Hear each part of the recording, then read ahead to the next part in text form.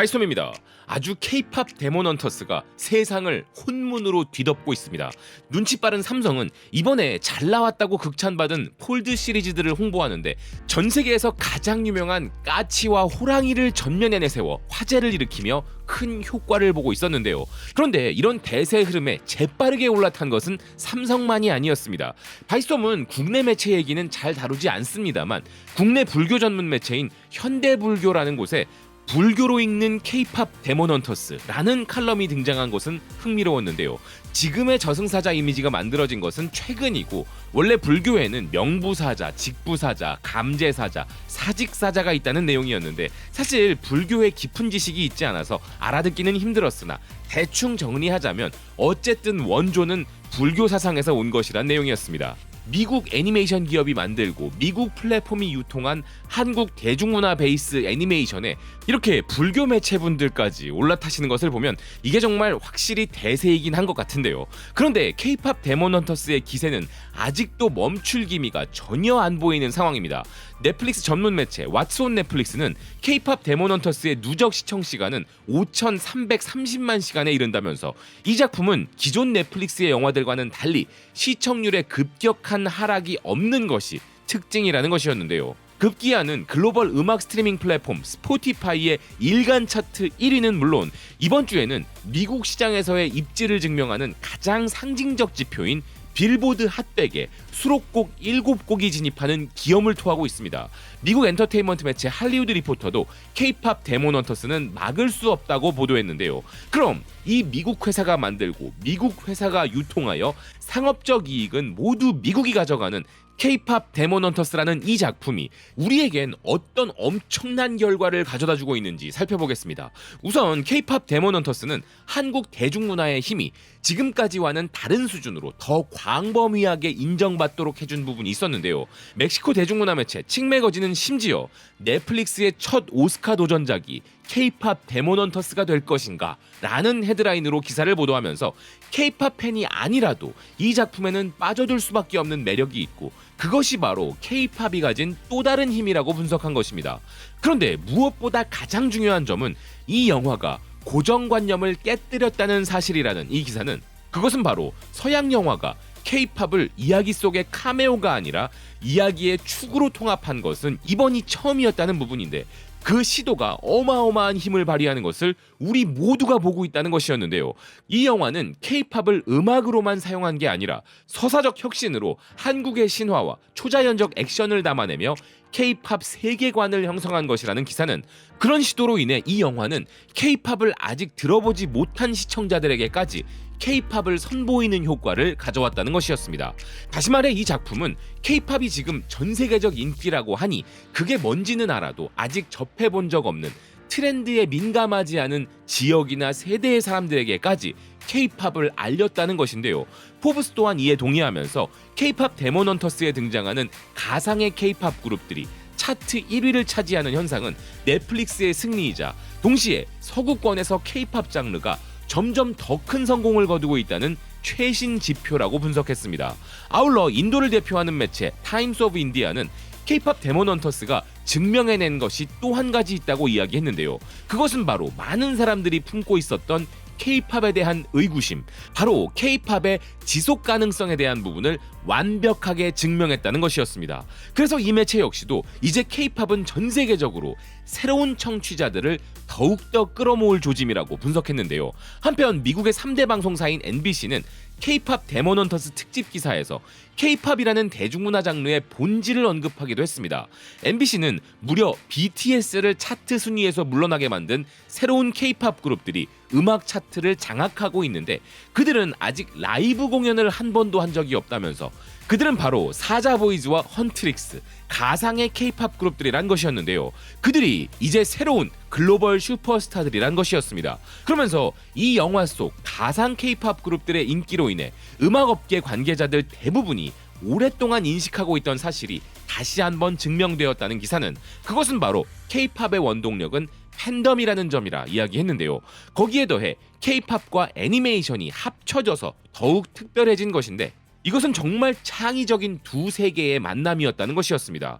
아시다시피 K-팝은 단순한 음악 장르가 아닌 종합예술이라 할 수 있는데 거기에 애니메이션까지 더해지니 엄청난 시너지가 일어난 것이죠. 그래서 K-팝 데몬 헌터스는 이미 인정받은 우리나라 대중문화의 위상을 다시 한번 확인시켜주는 것을 넘어 세대와 지역을 넘어서게 해주며 거대한 확장력을 더해준 것이었는데요. 그런데 우리가 얻은 것은 이것 말고도 더 있습니다. 프랑스의 한류 전문 매거진에서도 브라질의 일간지에서도 일관되게 내놓고 있는 분석은 K-팝 데몬 헌터스가 전 세계에 K-팝만이 아닌 한국 문화 자체를 더 알리고 있다는 것이었는데요. 사자보이즈라는 이름도 랜덤의 한국어가 아니라 저승사자에서 유래했듯이 이 영화는 한국의 무속신앙을 비롯한 다양한 한국의 전통 문화를 알리고 있다는 것이었습니다.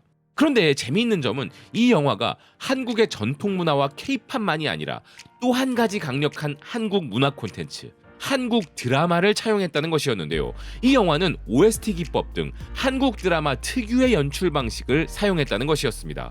이렇게 시간과 장르를 초월하여 한류 종합 선물 세트를 만들어 한국을 홍보해주고 있는 고마운 작품 K-팝 데몬 헌터스. 그렇기에 이것이 우리나라가 제작한 게 아니란 점은 더욱 아쉬워지는데요.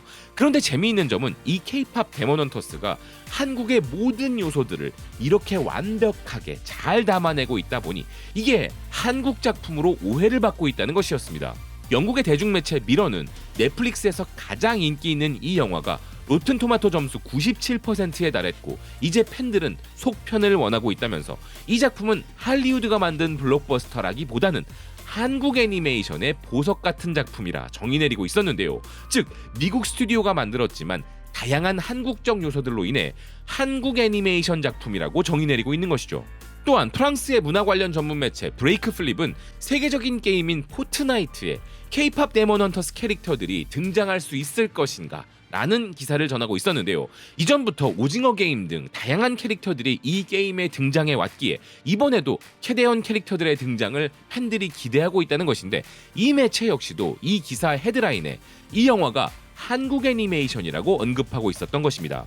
이렇게 매체들이 K-팝 데몬 헌터스를 한국 작품이라고 언급하는 것은 그들이 이 작품의 제작사를 몰라서가 아니죠. 아마도 한국 애니메이션이라고 말하는 게 독자들과의 소통에 유리하고 그게 또 너무나 자연스럽기 때문일 것입니다.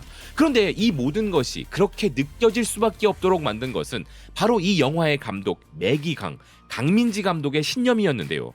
프랑스 대중매체 위스트 프랑스가 강민지 감독과 인터뷰를 진행했는데 거기에서 그녀는 K-팝 데몬 헌터스가 한국에 뿌리를 둔 애니메이션 영화, 한국의 문화와 신화를 강조하는 영화를 만들겠다는 자신의 강한 신념이 만들어낸 결과물이라고 이야기했습니다.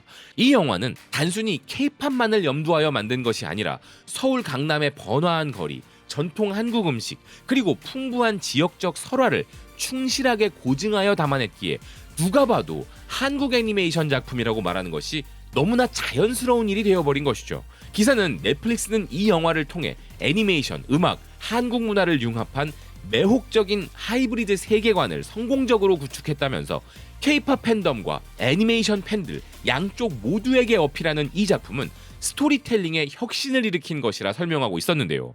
미러 미국판 역시도 이 작품이 성공한 이유는 매기강 감독이 지난 수년간 엄청난 공을 들였기 때문이라고 주장했습니다. 수많은 한국의 전통과 현대를 아우르는 다양한 문화 요소들이 담겨 자연스레 한국 작품이라고 받아들여질 정도인 이 영화, 여기에 참여한 모든 한국인 및 한국계 관계자들의 노력이 얼마나 고마운지 모르겠습니다. 한편 우리나라의 제작자 또는 기획자라면 K-팝 데몬 헌터스가 앞으로 다가올 더 큰 한류의 물결, 또 다른 한류 콘텐츠의 가능성과 잠재력을 얼마나 크게 열어주었는지 간파하고 다음 스텝을 이미 준비하고 있어야 할 것입니다.